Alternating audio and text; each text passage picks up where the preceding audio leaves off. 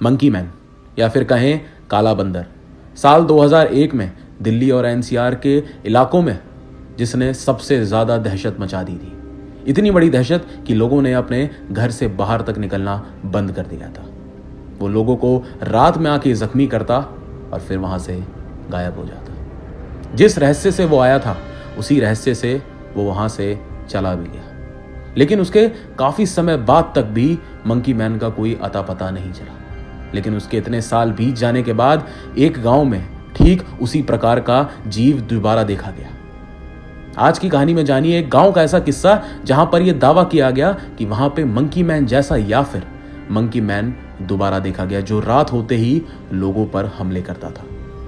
लेकिन क्या ये गांव वाले उस मंकी मैन को पकड़ने में कामयाब रहे, उसकी असलियत जानने में कामयाब रहे, या फिर ये भी मंकी मैन उसी रहस्यों की किताबों में दोबारा से खो गया? इन सब सवालों के जवाब मिलेंगे आपको आज की इस कहानी में। नमस्कार दोस्तों, स्वागत है आप सभी का एक और नई हॉरर स्टोरी में। आज की कहानी जिन्होंने मुझे भेजी है उनका नाम है देवाशीष। तो बिना किसी देरी के शुरू करता हूं देवाशीष की कहानी मेरी जुबानी।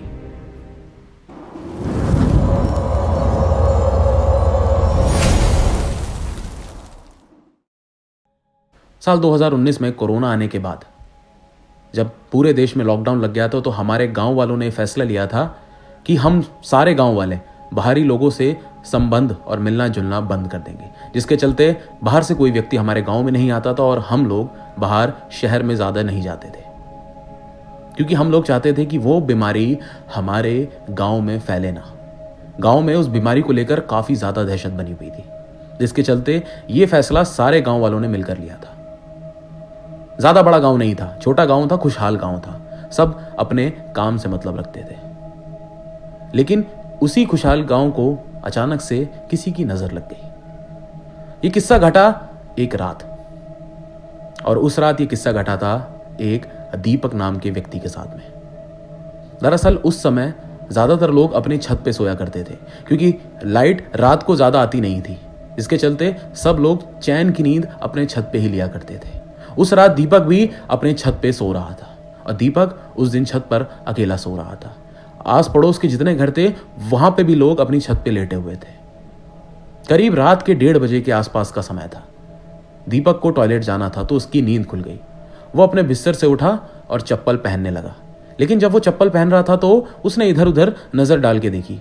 तो उसने जब इधर उधर देखा तो उसने देखा कि उसके घर से कुछ घर दूर एक आदमी वहां पे खड़ा हुआ इसे दिख रहा था। जब इसने उस आदमी को देखा तो इसने सोचा कि शायद कोई होगा, अपनी छत पे खड़ा होगा। तो ये अपने छत से नीचे उतरा, अपना टॉयलेट में गया, फ्रेश होकर दोबारा से ऊपर छत में आया। लेकिन जब ये दोबारा से ऊपर छत पर आया और अपने बिस्तर के पास पहुंचा तो देखा कि वो जो आदमी इसने पहले देखा था, जो कुछ घर दूर अपने छत पे खड़ा था, अब वो मुश्किल से 1-2 घर दूर खड़ा था। यानी कि अब वो दीपक के काफी करीब आ गया था। लेकिन दीपक ने इस चीज पे अब भी गौर नहीं किया।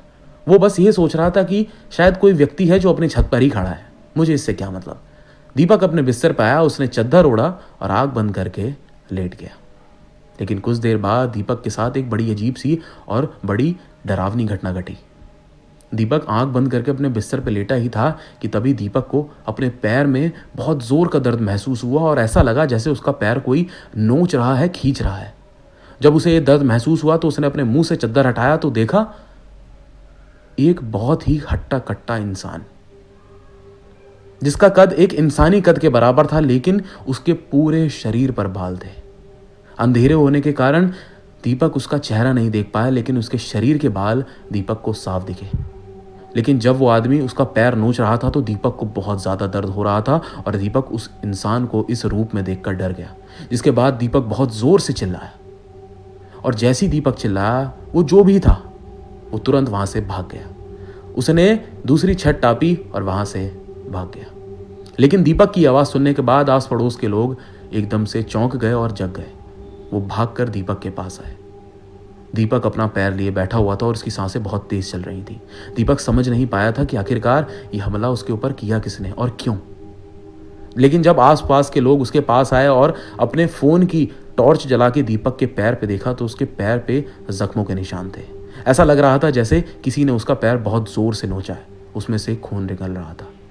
लोग बागों ने दीपक से पूछा कि दीपक आखिरकार ये किसने किया, लेकिन दीपक को बहुत बड़ा सदमा लगा था, क्योंकि वो ना कोई इंसान जैसा लग रहा था और ना ही कोई पूरा जानवर।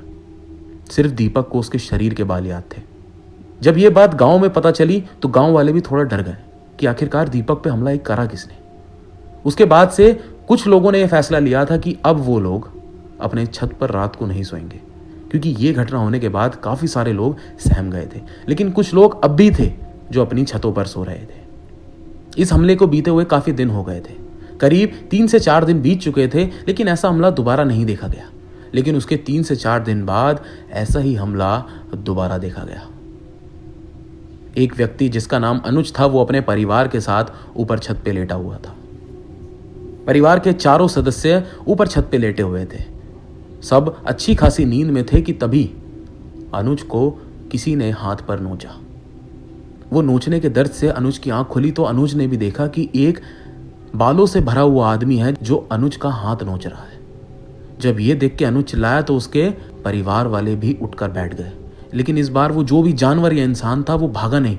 उसने दोबारा नोचा तो उसने अनुज के सीने पर नोचा, लेकिन अब जब उसके परिवार वालों ने भी उस चीज को देख लिया था तो वो भागकर अनुज के पास आए।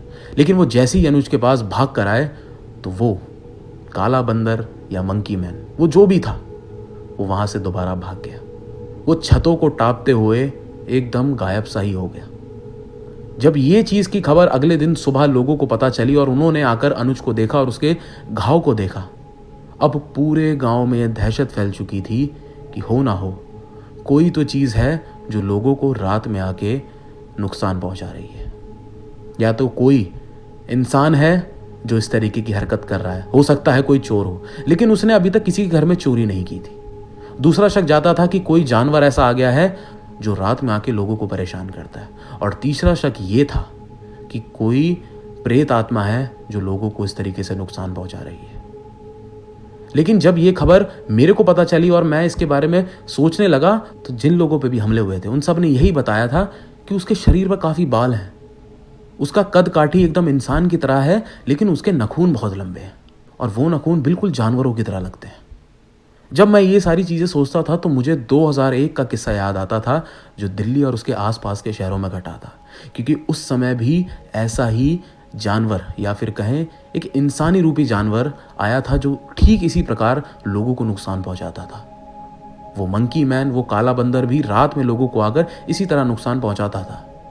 लोगों का मानना भी यही था कि वो भी इंसानी रूपी एक बंदर था जिसके नखून बहुत लंबे थे, लेकिन उसका रूप कुछ अलग था।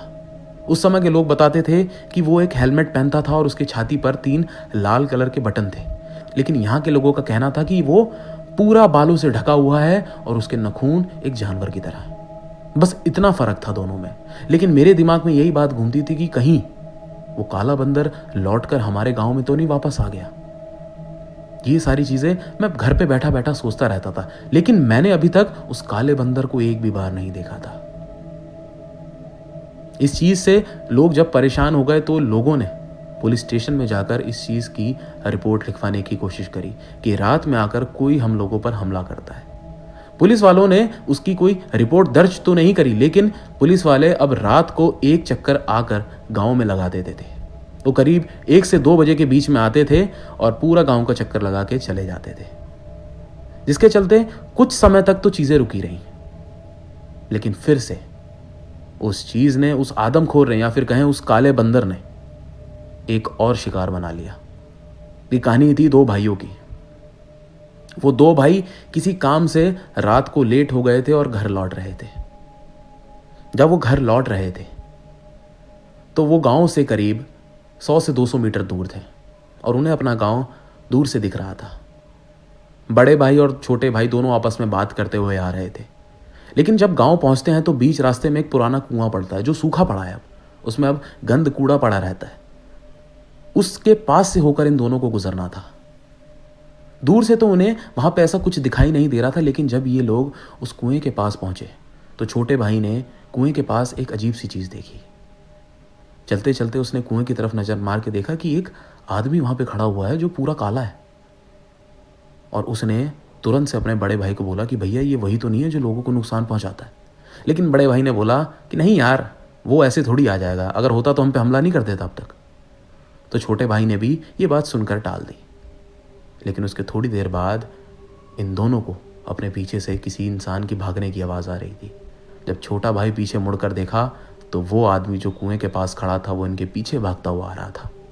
उसने ये जैसी ही अपने भाई को बताई तो उसने भी पीछे मुड़कर देखा तो वो इनके पीछे भागता हुआ आ रहा था। इन दोनों ने उसे देखते ही भागना शुरू किया, लेकिन काफ़ी देर हो गई थी। उस चीज़ ने, उस जानवर ने, उस मंकी मैन ने बड़े भाई पर हमला कर दिया। उसने पीछे से उसकी पीठ को नोच दिया। उसने छोटे भाई को हमला नहीं किया क्योंकि बड़ा भाई हल्का सा पीछे था, तो उसने उसकी पीठ को बहुत जोर से नोचा। बड़ा भाई बहुत जोर से चिल्लाया, लेकिन छोटे भाई ने तभी सड़क पे पड़ी एक डंडी लेकर उसकी तरफ फेंकी और उसकी तरफ बहुत जोर से चिल्लाया, और वो तुरंत छोटे भाई की चीख सुनते वहां से उल्टे पैर भाग गया। ये चीज़ देखने के बाद दोनों बहुत सहम गए। वो दोनों समझ गए कि ये वही था जो लोगों को अपना शिकार बनाता है। वो किसी तरह लड़खड़ाते हुए दोनों गांव पे पहुंचे, लेकिन इस बार छोटे भाई ने उसको बहुत करीब से देखा था, और ये पहला इंसान था गांव का जिसने उसका हुलिया अच्छे से देखा था। तो जब ये लोग गांव में पहुंचे तो गांव में एकदम से अफरा तफरी मच गई। लोग उनको पहले डॉक्टर के पास लेकर गए, जो हमारे गांव का डॉक्टर था। उसने इसके शरीर पे कुछ पट्टी वगैरह करी, उसको कुछ दवा दी, लेकिन उसके बाद छोटे वाले भाई ने पूरे गांव को बताया कि मैंने उसका हुलिया देखा था। उसने बताया कि उसका कद हम इंसानों जैसा ही था, लेकिन वो बहुत हट्टा कट्टा और उसके शरीर पर बाल थे, और उसका चेहरा ना किसी इंसान से मिलता है ना ही किसी जानवर से। उसका मुंह लगभग काला ही था, लेकिन वो ना किसी इंसान से मिलता है उसके शक्ल, ना ही किसी जानवर से। वो कुछ अलग ही चीज़ था, लेकिन उसके नाखून बहुत लंबे थे। उसने अपने उन्हीं नाखूनों से भाई की पीठ पर हमला किया था।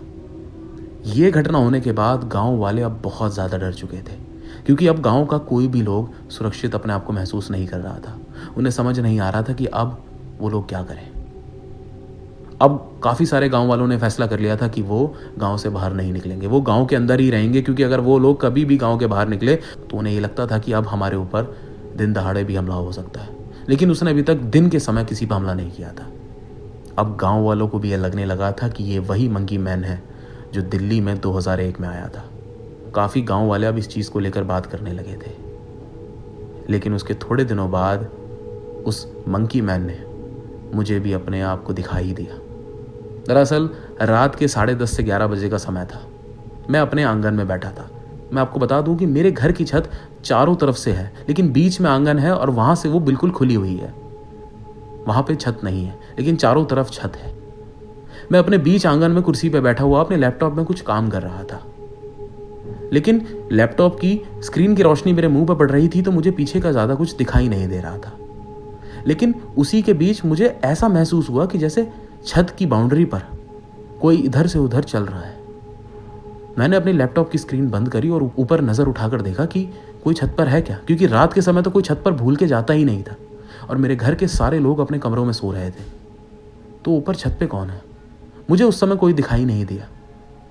तो मैंने अपना दोबारा से लैपटॉप खोलकर काम शुरू कर दिया, लेकिन उसके थोड़ी देर बाद मुझे फिर कुछ दिखाई दिया।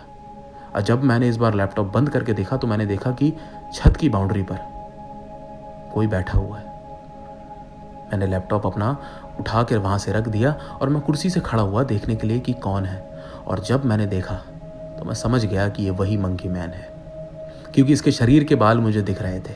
वो हल्की हल्की चांद की रोशनी में उसके शरीर के बाल मुझे दिख रहे थे, लेकिन वो अब भी मुझे साफ तरीके से नहीं दिख रहा था। वो ऊपर था और मैं नीचे।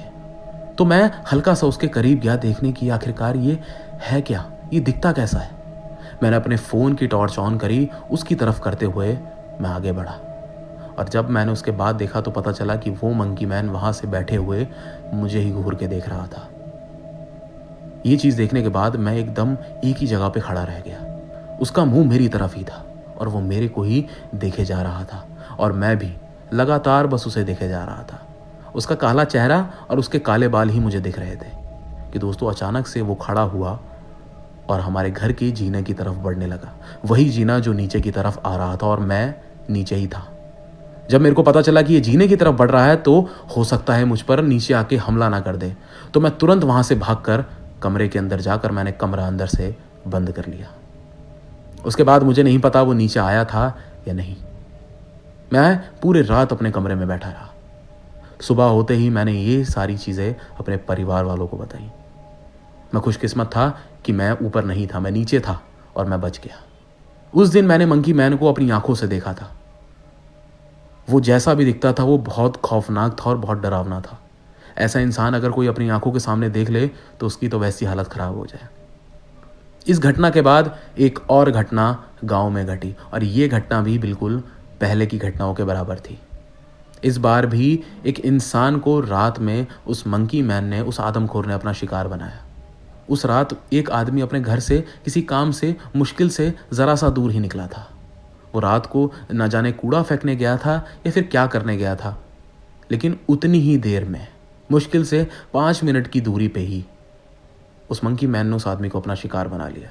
लेकिन इस आदमी को इतनी चोट नहीं लग पाई, क्योंकि जैसे ही उसने हमला किया, इस आदमी के हाथ में जो भी इसके पत्थर वगैरह आया, इसने उठा के उसकी तरफ फेंकना शुरू कर दिया, तो इसके हल्के बहुत जख्म इसके कंधे पर लगे। लेकिन इस घटना के बाद, ये जितनी भी घटना हुई, इन घटनाओं के बाद घटना एकदम रुक गई। उस मंकी मैन की हरकतें, उस मंकी मैन की जो भी डरावनी चीजें थी, वो एकदम से शांत हो गई। हफ्ते बीते, महीने बीत गए, लेकिन उस मंकी मैन का कोई अता पता नहीं था। वो एकदम से गायब हो गया। उसके बाद वो किसी लोगों को दिखाई नहीं दिया।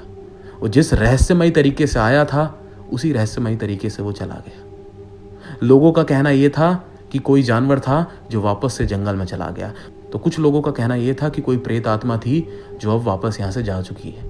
लोगों ने अपने घर घर बैठकर पूजा करी और भगवान को धन्यवाद किया कि आपने हमारी जान बचा ली।